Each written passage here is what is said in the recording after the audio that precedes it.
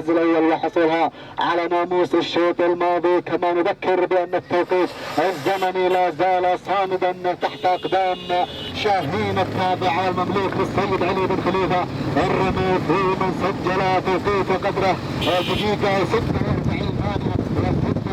جزء ثانيه في الثمانين. الناموس السيد علي بن خليفه على هذا الحال الطيب. اذا نسير وننطلق مع هذه الانطلاقه ومع هذا التحدي.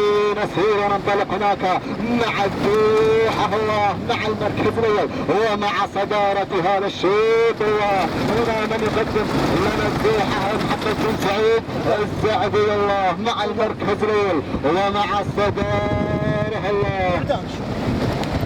او هنا يا سلام المركز الاول صدارة الشوط الريان سعيد بن محمد الزعبي من يقدم لنا الريان مع المركز الاول. المركز الثاني القدوم من قبل مكرم ونايف بن فرج الدوسري من يقدم لنا مكرم مع ثاني المراكز. المركز الثالث هناك شاهين وهناك عبد الله بن علي الكربي من يقدم لنا شاهين مع ثالث المراكز. ولكن نعود الى الصداره الى مقدمه الشوط والى الريان القادم هناك من دولة قطر.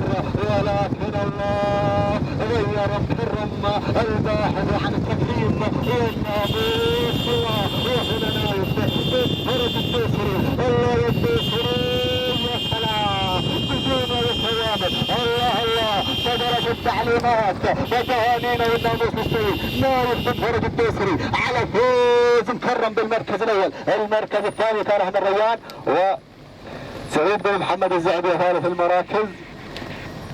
شعار السيد مسفر بن عبد الله الرزقي يقدم لنا الذهب مع ثالث المراكز. التوقيت الزمني لحظة الوصول الى خط النهاية دقيقة 50 ثانية 77 جزء من الثانية. تهانينا والناموس.